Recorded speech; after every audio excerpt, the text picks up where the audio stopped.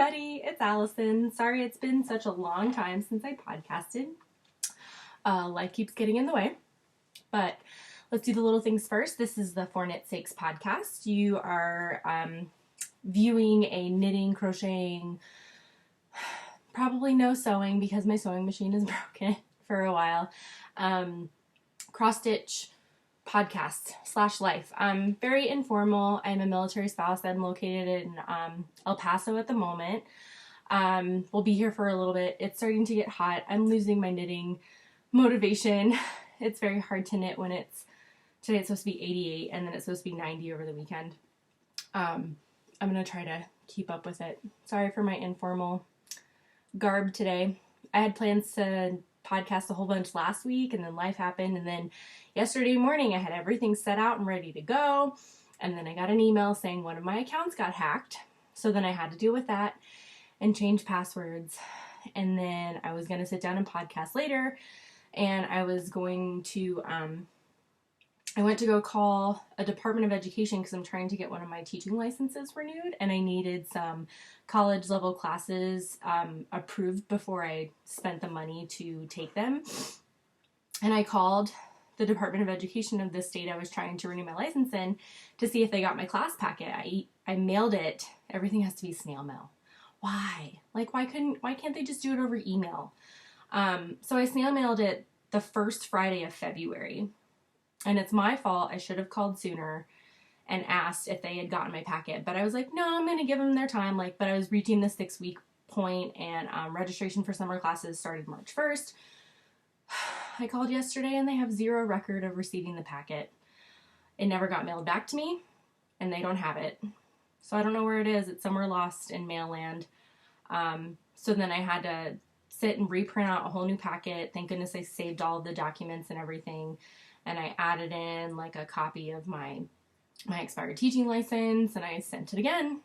Certified mail this time. $12 to send some papers. I was so mad yesterday.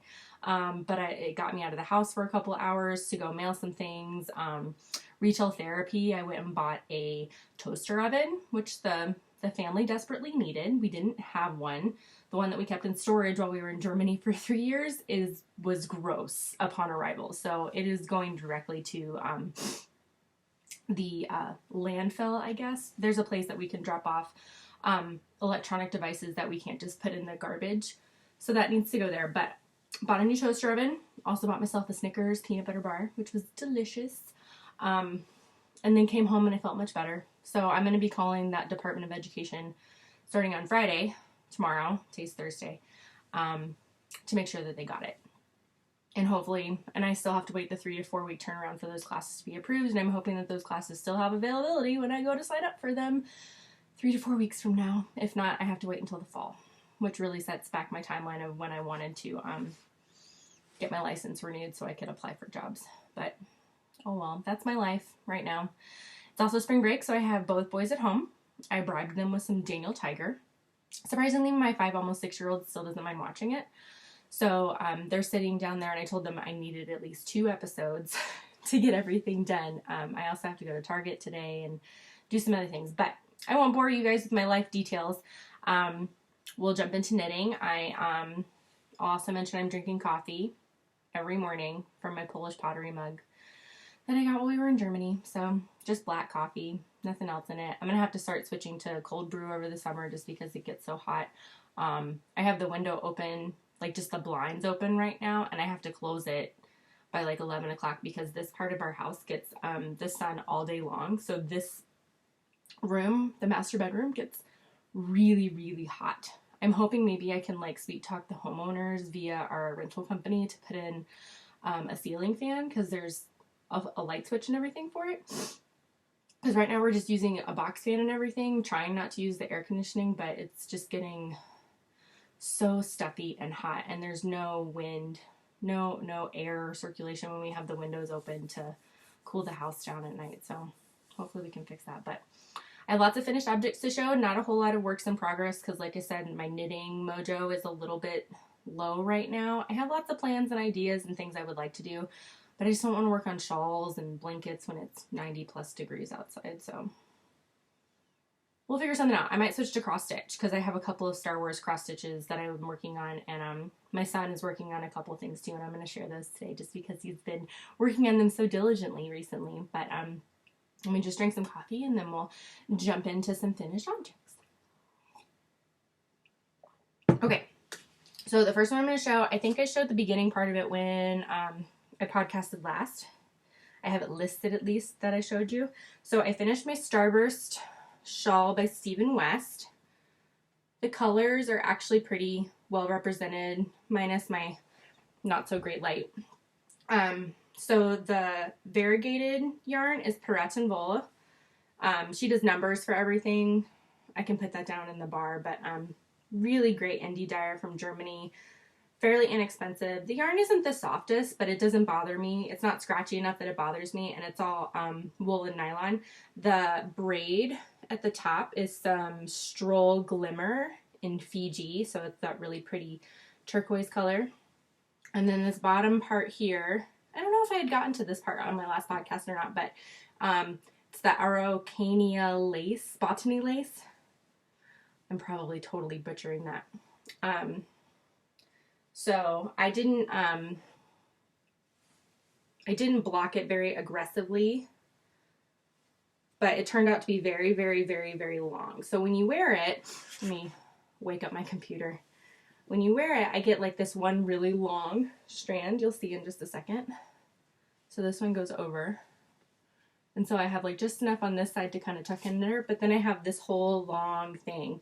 So what I usually do is I just bring that up over to the side. So it's not a wide shawl. If I'd done maybe the large size, which I didn't have enough of this yarn to do, it would have been a little bit wider, but this one kind of works perfect as like a little, almost shawlette. It's not huge, but definitely keeps my neck warm, and I like it.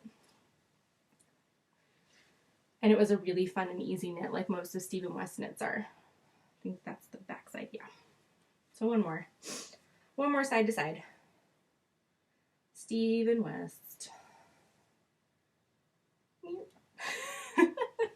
So that was a really fun one. And then I cast on another Stephen West shawl and finished it, which was Glacier Sweep. And I'm pretty sure I talked about it as a dream knitting. Let me bend over and pick it up.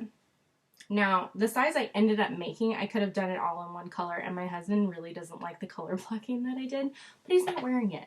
So, poo on him. But I like the color blocking, but if I had known I could have gotten the small size just out of the one color, then I would have just done a one color shawl. But I do like it, and I like the differences that I did. I did make a larger shawl at first, but it turned out to be like way too big.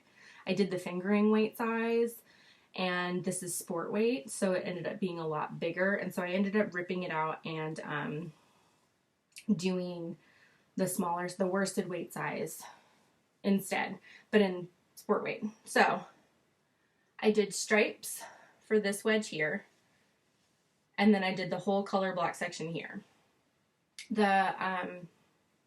The green blue yarn is Malabrigo Arroyo. I think in the Aguas color. I don't remember. I lost the ball band for a really long time ago, and it was yarn that was bought back in 2011, and I originally had made a honey cowl out of it, and then I ripped it out. And then the beige color is the Knit Picks cotton. I don't remember seeing it on their site. I'm sure it's still there. And just the cream colorway, and then I did the bind off as well in the cream color. So nice and big. A little bit of a wave to it at the bottom, which doesn't bother me. It had a lot more wave to it, like ripples would be the best way to describe it when I first made it. Tuck this under. But I really like the tonality of the Malabrigo. And I'll probably wear it a whole lot when it actually gets cold again, you know, like next November in El Paso. But it's nice and soft, and I washed it and blocked it. It was really easy, just some stockinette sections, and then the short row garter sections were really plain and simple. It was actually a very fast knit. I'll post the picture, if you don't follow me on Instagram, of the two different versions, because the first version was huge. Like, it came down to here whenever I would wear it bandana style, so I kind of decided it was just too big that way. but a fairly inexpensive pattern too if you feel like delving into some Stephen West. Some of his earlier stuff isn't as, I don't want to say crazy, but as it's not as colorful. Like he has a lot more plain, well, it's not really even plain either because like the short rows, we'll just go with a little less crazy patterns from earlier. So that I got done fairly quickly. And next I have like my bin of my finished objects that I pulled out the other day. Oh no, losing my things. Okay, I was working on these last time, and I finished my fidget socks.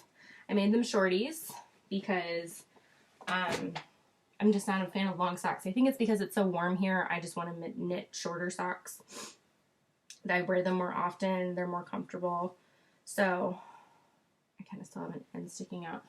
But these are my fidget socks. Show it towards the light. So it's it's a free pattern on Ravelry. I just adjusted it to sport weight yarn, and I did them on size 3 needles. So you can see all the different slip stitches. It just kind of alternates where you slip the stitches, and it's a 12-row repeat. So, and then I just did a short row heel, as always. I get bored. I probably should try a different heel just so I don't get the same thing over, but just fits my heel so well, and it's so fast and easy. Like I said, I can finish a heel in an hour, and then I'm done. I knit these 2 at a time. There's a big old gigantic hole on this side. See that? I gotta work on that. I still haven't quite figured out, and it's always just the one side, and I know why that happens, but I just still don't know quite how to fix it, because that's where, was that where some slip stitches were? Now I know why there's a hole. There's a stitch came out, and there it is. I'll pick it up, weave it in, grab a piece of yarn, and sew it together. Well, at least now I know maybe that hole wasn't caused by the way I did my heel. So, bummer. I always have like one slip stitch, or one, it's not a slip stitch, one drop stitch per project, at least at some point. Had one in my Walk in the Woods shawl. Now I have one in my fidget socks. My net socks, I don't think I have any drop stitches at all. And they were the blueberry waffle socks that I made for my husband. And they turned out so good. I think both me and my husband are 60 stitch count socks people, because I did these in 64 stitches, and he still complained that they were too baggy, too big.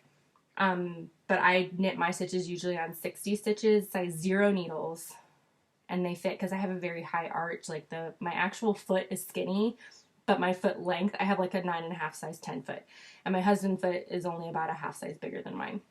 But Piraten Vola, blueberry waffle socks, free pattern. Lighting gets all jacked up. I just haven't podcasted in a while, so I hope you guys don't mind how informal this is this week.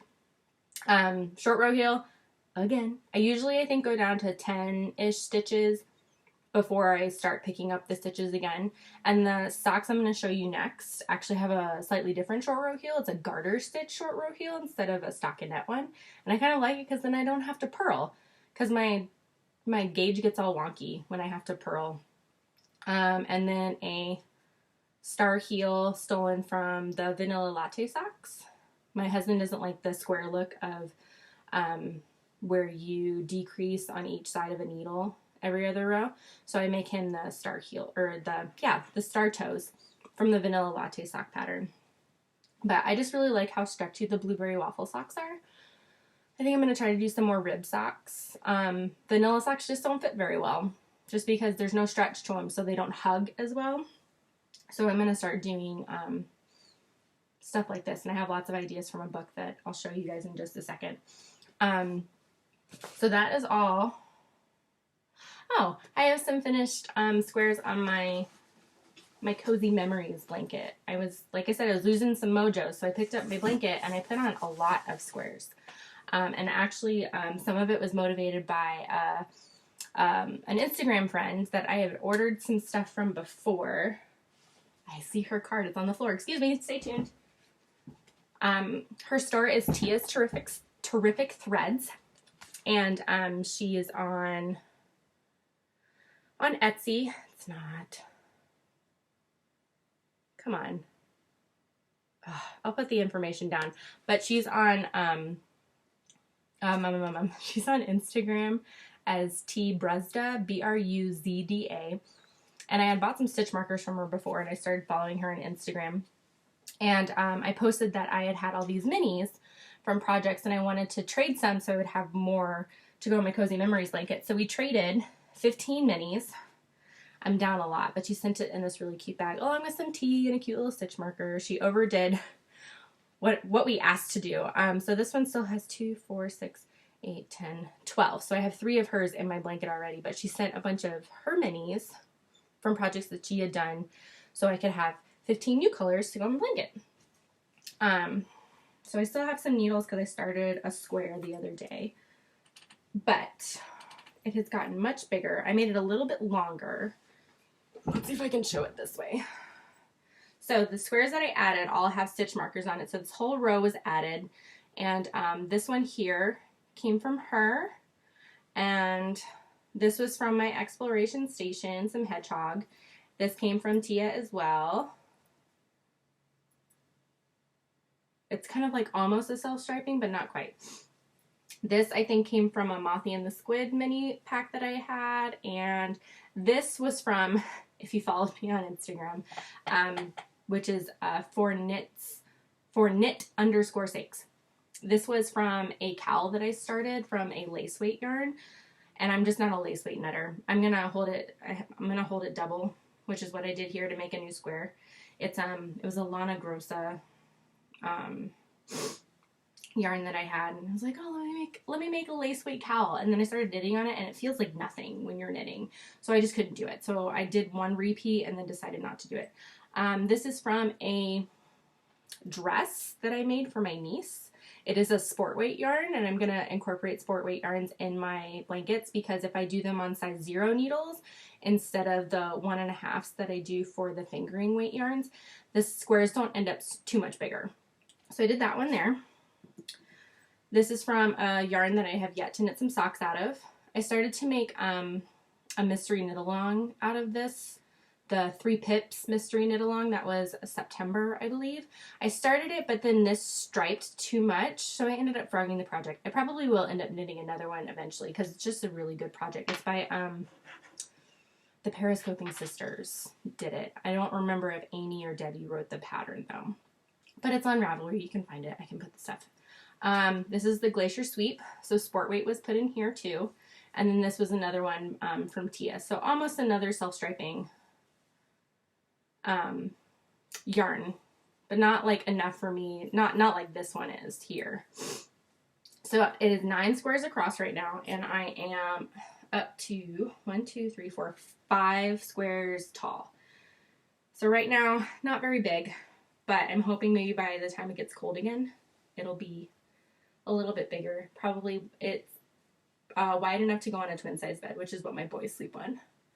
I'm trying to keep all the self-striping colorways a little bit, at least like diagonal up from each other. I'm not trying to put any next to each other. I only have a few, but I just have a lot of Regia in my stash, so there's going to be a decent amount of self-striping. So I'm stair-stepping it. Hopefully I can add some more. I'm not really quite sure how long, because right now it is like if I turn it the other way, it's long enough to just cover my lap down to my feet. So not quite a full body blanket yet, but I really like it so far. And my son Levi really likes to pick out the colors to go into it. Toss that down there. The next one is, it's going to be works in progress / kind of a hoe. I've been working on the V Junkie socks from the Socktopus book by Alice Yu. I got it from my library. Utilize your library, man. I've gotten a lot of really cool knitting patterns from library books, and another one that I really want to show is over here. It's in my dream knitting to do for Christmas, and maybe to do, excuse me, Molly's knit along for Christmas ornaments. I love Arnie and Carlos. For one, like the picture just says it all. So I think I'm going to do a couple of patterns in here. It's a lot of stranded color work, but they also just give you the pattern just to make the ball size. So I might just even take some of my self-striping stuff and make Christmas ornaments out of those. But back to the V Junkie socks. From the Octopus book, a relatively simple pattern, just some slip stitches, and you just move where it is, but it's supposed to create these cells. See, I call them honeycombs, but that's where I was before. But I made them into shorty socks. You're supposed to do 8 repeats of the 2 sets of honeycombs. So like this and this is 1 repeat. And you're supposed to do maybe 4. I only did 2 because I wanted short socks and they fit like perfectly as shorty socks. But what I really like is this heel. If it's focusing the way it's supposed to. But it's just a short row heel. But instead of having to knit and purl, and when you go back to increase to get to the full stitch count again, you don't have to pick up any stitches. So even faster, I can finish this heel in like 40 minutes.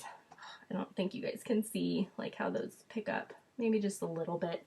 I really wish I had a better setup, but one income, and we just don't have the spare money to just buy equipment. But I really just want to share my knitting with you guys, so I hope you don't mind. So I think, I mean, it looks kind of cool. So like where the garter moves into the stockinette, this is the bottom part of the sock. This is also going to go in Candace from Pin Feathers and Pearls podcast. I have to finish them before the end of the month, which I should, because I've gotten to the heel of my second one. I did it while we were at the library. It's going to go in the Stripey Socks Cal 2017. So, because you can really see the striping down here at the bottom. It's hard to kind of see it in the front because the slip stitches kind of break apart the striping a little bit. But the slip stitches in those purl rows really help make this a really stretchy sock, and it fits really well. And the texture doesn't bother me too much. I haven't tried wearing it with shoes though, because I wear sandals all year round. I wear Birkenstocks all the time. Call me a hippie. But that one's finished. And like I said, I got to all the way to the decreases of the heel, and then I stopped. Who does that? I should have just finished it.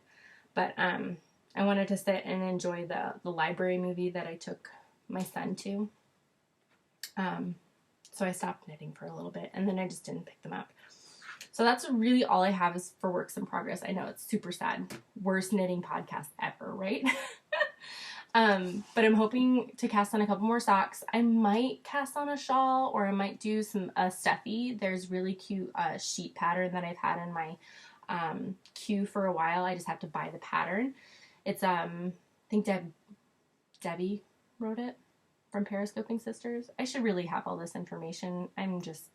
I really wanted to get this done today, you guys. So I might just use a stuffy just because it's small. It's not a whole bunch of fabric laying across my body. I do also have plans to rip apart a cardigan that I might show on the next time. I might do like a little mini one to show like how I'm going to rip out my cardigan, and I'm going to knit it into a sweater instead. It was my first cardigan. I made it about a year ago, and it fit fine, but then my youngest son was in the hospital over the summer. Very terrible, terrible time for this family, and I lost a lot of weight with him being in the hospital, so now it's too big, and I need to rip it out and make something new out of it. The only thing I guess I could show is what my son is working on. He's so super cute. He's wanted to learn how to do cross stitch because I did that cross stitch kit for my mother-in-law. It's in the first podcast. So I bought him this little kids cross stitch kit. It's not really cross stitch because it doesn't have the grid paper, that Aida paper, I guess, or not paper, fabric to do your cross stitch with. Like there's no, it's just plain fabric. But on the thing, can you tell it's a monkey with his little banana? It has the X's drawn onto the fabric, so then all you have to do is just follow the X while you're doing it. Sorry, that was my husband texting me. So we're working on it. We've done the nose and the top part of the head, and he wanted to get the banana done. So he still has the bottom half of the face to do, and I told him I would do the black outlining, the back stitching to do for the monkey. But he's just really excited, and he says he wants to give it to his pop-pop. And I think it's just really cute. We'll probably buy a couple more like this. He'll sit and, like, we might do a row every once in a while. And he also wanted to learn how to knit, but he turned 6 in April, so he wasn't quite having the dexterity and the motions of his fingers correct to do knitting. And we try to do crochet. Usually, like, he'll stick the crochet hook into the stitch and I'll wrap it, or vice versa, and then I'll pull it through. So it's kind of like a teamwork thing for crochet. We were working on a washcloth, but hey again, sorry. My son doesn't quite know how to use the Amazon remote yet, so he doesn't know how to read, like, the long like seasons and episodes. So we're working on it. I mean, I kind of want him to know how to do it, but I kind of don't at the same time. So he needed some help. So sorry about the interruption, but I was about to show you guys, he's working on some loom knitting. I got it for his birthday last year in April. I bought, like, the set where it comes with 4 of the hoops, and then I had some of this yarn that my mother-in-law gifted me while Oliver was in the hospital because I was doing a lot of knitting to keep myself busy. So he's been working on a scarf. He really wants to make a blanket. He might be able to do that if he makes a bunch of these panels. We talked about how none of the looms are big enough. This is, I think, the second to smallest one, or it might be the smallest one. I don't remember. But he would need to make a bunch of these panels, and then we would have to sew them together in order to make a blanket. But it works out perfectly for this bulky yarn. This is just some Lion brand, I think. Yes. Landscapes. So I have 2 of these. It'll make a pretty decent sized scarf. He's not sure who he wants to give it to yet. But it's really plain and simple if you don't know how to do any loom knitting. You just use these little pegs, and you have the current. You push them all down for one because you don't want them in the way. Whoops, he forgot to flip one over. So if you kind of know the concept of crocheting, you wrap your working yarn around, so, like, you loop kind of like cursive E's is what one of the tutorials I was watching said, and then you take the lower loop and you pick it up and go over. They do come with this little pick thing, stick, where it helps you pick it up because it has these little grooves inside the pegs, if you can see. So it's, like, just skinny enough that you can get that pick inside the groove to pick up the strand and go over, because this yarn isn't plied, so it splits really easily. But he works on that. We do maybe a couple rows every once in a while. It'll take him, like, probably until Christmas to finish it, if he'll sit down long enough to do it. I keep trying to get him to do it during spring break, but we're also reading the BFG, which is his first chapter book at home that he's really excited about. So we're reading, like, a chapter or 2 a day to make spring break, I guess, go by a little bit faster. Keep him entertained without watching television all the time, because it's getting hot and the boys aren't used to the weather here yet. And so even, like, right now at 80 degrees, they go outside for a little bit and they say how hot it is. But we're working on it.